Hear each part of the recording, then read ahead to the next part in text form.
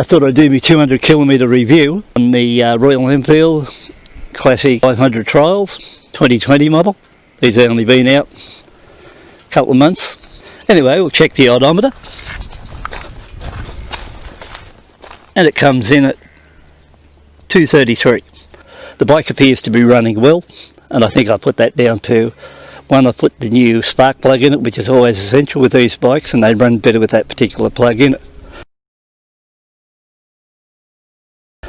Out along there now, it's cruising along alright. I brought out here, ran along at one stage around 70-75 kilometres an hour. I noticed this bike's got a little bit of vibration in it. That's something you've got to live with Enfield. I think 2 or 3 it virtually didn't vibrate much at all, and they were very low vibrators. I've had ones that have really vibrated that bad that they'd virtually shake your hands off in 30 to 50 kilometres an hour. Now, like I said, this one here has got a little bit of vibe in it, but I'd class it more like low medium. So there'll be a couple of fixes I'll try later on to sort of tame this one down again, or tame it down a little bit. This is not as if I can go out, or I suppose I could, but I'm not, go out and buy another one and try it again. You know, like, I've had enough of these now over the years. I'll settle for this one, give it a bit of a workout, see what I can do with it. And other times when I've had these bikes, I really haven't had serious backup. Like at the moment, I've still got the 650 Interceptor or the KTM 390. So I've got either one of those bikes if I want to get out and do a good ride at 100 kilometres an hour plus. And if I want to just cruise along around this at 80 k's, I can go in that direction there. So if you're wondering what I'm going to do to cure this bit of vibration if it doesn't improve, well, I've got a special sort of pair of gloves I usually wear for this particular bike. I've got a really good set of bar end weights, which I haven't brought out yet to show you. A couple of other things there. All these sort of things will help improve this ride a bit, and will help this bike, but it won't help a serious vibrator. It might tame them a little bit, but it won't help them to get that zero vibration effect. Like I said earlier, this bike will be heading off now to have a oil and filter change, which is good. It's always good to do a quick oil and filter change on these bikes at around 200 k's or a bit over 100 mile. That way you get the oil and rubbish out of the motor. You also get the metal out if there's any metal in there floating around.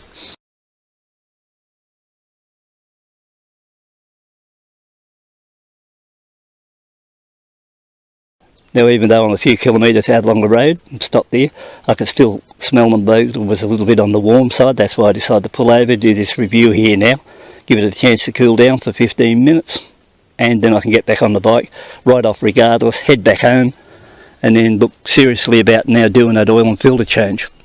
I've got that earth magnets at the bottom of the sump plug there. We'll see if that picks up any metal filings. I was just coming down this road here a while ago. There's a car coming down here now, and a woman just pulled up alongside me and said, "Hey, that's a pretty little bike you're on there. Did you restore it?" And I said, no, I just bought it like that. It's a replica of a trials bike. And then just told me the road's flooded up ahead, don't go further or I might get it submerged. So that was interesting.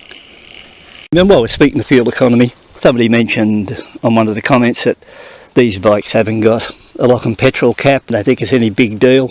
I mean, if you're worried about buying a bike because it hasn't got a lock and petrol cap, my advice would be go and buy a bike that has.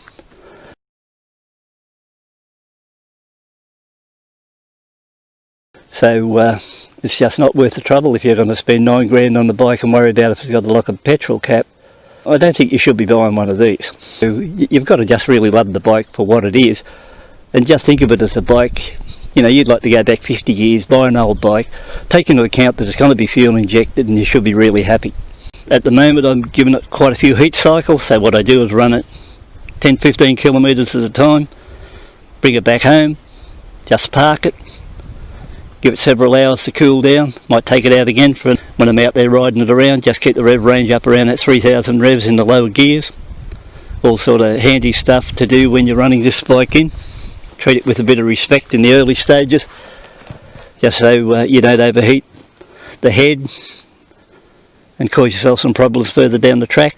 It's still running stock standard exhaust. I expect it to run that for at least 2500 kilometres or till I decide if I'll ever put any sports exhaust on a bike like this again. After all, I've had trouble from previous Enfields with sports exhaust on it, so I'm trying to stay away from that. And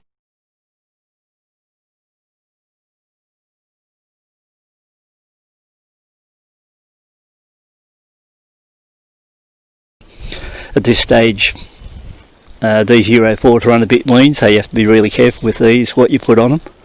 I have plans to fit this bike, if anything. I just see it performs a little bit better with a booster plug.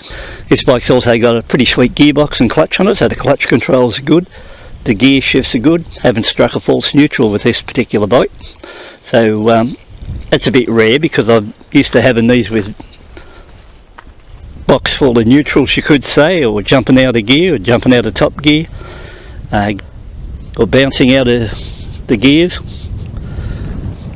Neutral's pretty easy to find, not having any trouble finding neutral, and I come down through the gears and get ready to stop, so that's good too.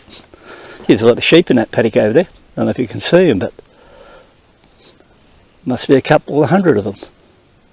They look in good condition now. We've had plenty of rain and plenty of grass in the paddock, and they're all got lambs over there too. They'll be worth a few bucks each. Hopefully you enjoyed this 200 kilometre minute review on this bike.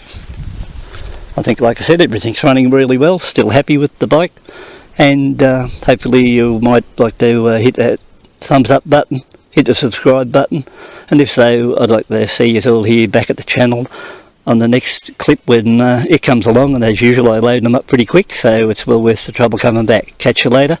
Thanks for looking in.